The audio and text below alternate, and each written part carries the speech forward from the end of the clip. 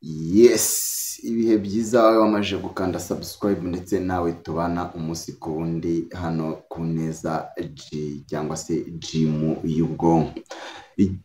Igitondo cyiza rero ku bantu mwese tubana hano kuri uyu muryango cyangwa se uyu muryango mugari. Nkabanje hano rero kumentioninga cyangwa se kugira ibyo tuvugaho ku makuru y'icyumweru amaze icyumweru atrendinga cyangwa se agenda avugwa hirya no hino mu binyamakuru bigiye bitandukanye.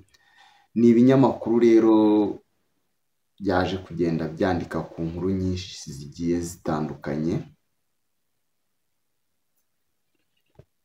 ariko tukiri aho ngaho cyangwa se tukiri kuri izo nkuru ziba zagiye zivugwa hirya mu bitangazamakuru bigiye bitandukanye, hakaba hari umuntu ngira ngo tube twasura channel cyangwa se twamusubscribinga kuri channel ye. Ni channel yigisha ibijyanye no guteka, bayita Twige Guteka Show. Akaba ari channel y'umuryango mugari, akaba ari channel rwose yigisha ibijyanye no guteka cyangwa se ibijyanye no kuba warya indyo zigezweho kandi zizewe. Iyo channel rero bakaba bayita Twige Guteka Show, ikaba ifite abasubscribers 2,090 ndakeka n'abandi basagaho bake. Tukaba rero twajyaho tukaba twakiga guteka kugira ngo tugire n'izindi nkuru tuza gukomozaho cyangwa se tuza kuvugaho. Ni ibintu biba bitoroshye ku mihanda aha biravugwa, ni ibintu bigenda bivugwa hirya no hino ku mihanda aha, bikaba bigenda bitrendinga. Ni inkuru nyinshi zimaze iminsi zicaracara ku mbuga nkoranyambaga zigiye zitandukanye. Izo harimo ya mpano wakomeje kugenda avugwaho mu makuru agiye atandukanye, amashusho y'urukozasoni yagiye hanze, akaba ari inkuru rwose itaragaragaye neza ku binyamakuru bigiye bitandukanye byayivuzeho.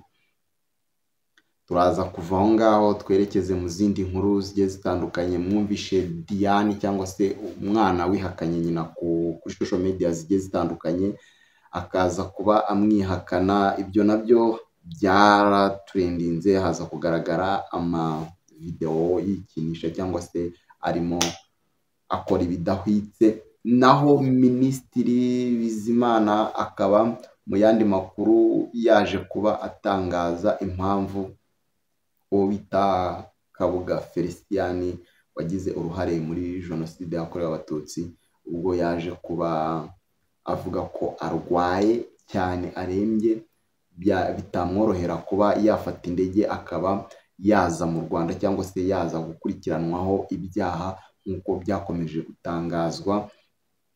Izo zose zikaba ari inkuru tugiye kugarukaho hano tugakomozaho, ndetse tutizimbye mu magambo cyangwa se mu kubarambira. Ni inkuru turi buze kugenda dukomozaho hano. Naho uwo bita Emeline Ishyanga, mwaramumenye cyane, yaje kuba agaragara muri korali aririmba cyangwa se aza kugaragara muri korali asa nk'uwihanye ibyaha. Murabizi ubwo biheruka yaje kuba nawe yaragaragaye muri ya mafoto y'urukozasoni amaze iminsi acaracara ku mbuga nkoranyambaga hano zigiye zitandukanye. Mu yandi makuru rero dufite mu myidagaduro agiye atandukanye, nuko inkuru nyamukuru ari uko Niyo Bosco yaje kuba yisobanura kuba vuze ko arimo kubona cyangwa se kubavuze ko areba. Nawe yabigarutse aravuga ati si ibintu ntakabaye nisobanuraho,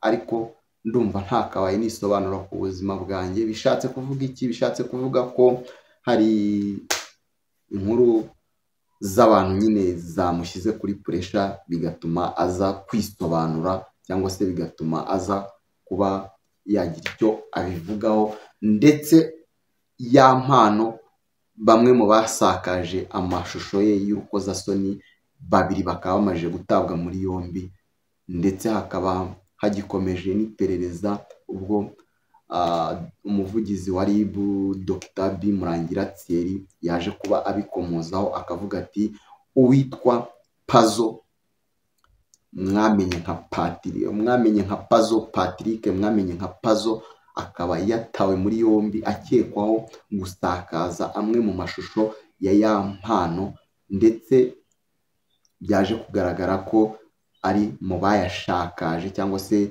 mu baba bari inyuma yo gusakaza ayo mashusho n'uwitwa Uwineza Diane, ndetse ariwe mugore wa ya mpano, ubwo bari mu gikorwa kitashimishije abantu benshi byagaragaye ku mbuga nkoranyambaga, ndetse haza kuza habonekamo undi witwa Uworizagwira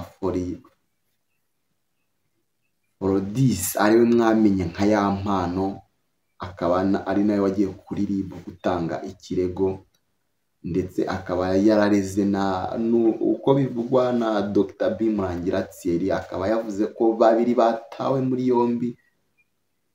Urwego rw'ubugenzacyaha mu Rwanda RIB rwatangaje ko babiri batawe muri yombi, ndetse bakaba bakurikiranyweho mu gusakaza amashusho y'urukozasoni cyangwa se amashusho atari meza. Ni inkuru ziba ziri ku mihanda zigenda zicaracara zigaruka zikagarukira ba nyirazo. Naho witwa Mama Sava akaba yaje kubura ibihembo mu irushanwa bari barimo rya Mashariki, akaba yavuze ko nubwo atahembwe ariko hari icyo byamufunguriye imipaka igiye itandukanye, ndetse akaba avuga ko hari n'indi miryango yafungutse kuri kariyeri y'ubuzima bwe, ndetse ubwo ngubwo nawe urabyumva ko hari iyindi mpano yinjiyemo cyangwa se hari indi kategori yaje ku buzima bwe. Naho abitwa nk'aba Miss Rwanda kugira ngo bifotoze bambaye imyenda y'imbere gusa, bifashishije kujya ku mazi cyangwa se gusohoka bagafata amafoto bambaye imyenda y'urukozasoni, imyenda y'imbere gusa, kugira ngo bigaragare ko bifashishije amazi cyangwa se bitwaje ko basohotse ku mazi bakaza kugaragaza imyenda y'imbere bambaye imyenda y'urukozasoni. Ni ibintu bitaje kuvugwaho rumwe na benshi, ndetse byaje kugaruka mu matwi ya benshi mu itangazamakuru, ndetse n'ibintu byaje kuba bigorana ukuntu babisobanuye cyangwa se babisobanuriye. Nawe mu magambo ye yarateruye aravuga ati ngewe ndamutse mbonye bwa rimwe cyangwa se ndamutse mbona nahita nkora ikiganiro isi yose yarara ibimenye. Hakaba hari akavideo gato hano tugiye kubakinira asobanura ku mafoto y'abantu bagiye batandukanye, ndetse ubwo yabazwaga na Tycoon. nyine bari abana na sinzi biba bigoye nyine kugira ngo umuntu azararizinga abana ngo bamere nk'abo musaza wacu, bigoye cyane. Bari smart, ibyo nagerageje kumva, numvise interview yigeze gukora, hari awareness yari gukora, ubwo ndi kuvuga Ange, numva nyine uburyo avuga ntabwo bimeze wumva nyine wumva iyo position nta muntu wigeze uhura nawe wimeze nkawe iyo uyimerita nyine, nta kuntu nyine bari smart, bari decent, havuye muri kuba ari abana ngo kumva undi muntu yakwaka we ugaragara kurushaho we, none we nyine yabigize ibintu bisanzwe. Yes, icyo kikaba ari kimwe mu kiganiro yagiranye n'umunyamakuru witwa Tycoon. Mu kiganiro rwose cyaje kuba kivugisha benshi ku mbuga nkoranyambaga zigiye zitandukanye, ndetse biza kuvugwa ko yaba areba cyangwa se abona Niyo Bosco yaje kuza abishyiraho umucyo avuga ko atabona, ndetse ko ibyo atari n'ibintu yakabaye yisobanuraho ku buzima bwe, ndetse aza kuvuga ko binagoranye kuba yabisobanura. Avuga ko ikiganiro ukuntu cyateguwe ndetse bitishe karite yacyo, ahubwo cyateguwe mu buryo cyakabaye gitegurwamo ndetse cyeditingwa n'umuhanga waje gukomeza kwerekana ko azi ibintu bijyanye no kweditinga. Nuko rero byaje kurangira Niyo Bosco yisobanuye, ndetse biza kuvugwa ko bitari na ngombwa ko yisobanura, ahubwo byabaye ngombwa ko yisobanura, ariko yisobanura mu buryo butari bunogeye buri wese. Ngayo nguko rero tuba tugerageje kubanyuriramo mu makuru aba yabyutse acaracara ku binyamakuru bigiye bitandukanye, ndetse ku nkuru ziba zigiye zivugwa hirya no hino mu Rwanda, ndetse nibiba ngombwa no hanze yarwo tuzajya tujyayo, ariko twababwiye inkuru zavugwa mu Rwanda ndetse no ku basitari mwihebeye. Naho njye muba muri kumwe ni Mr. Nkusi nk'ibisanzwe, bakayita Ineza G. Duhure mu nkuru zacu ziri imbere. Ciao ciao.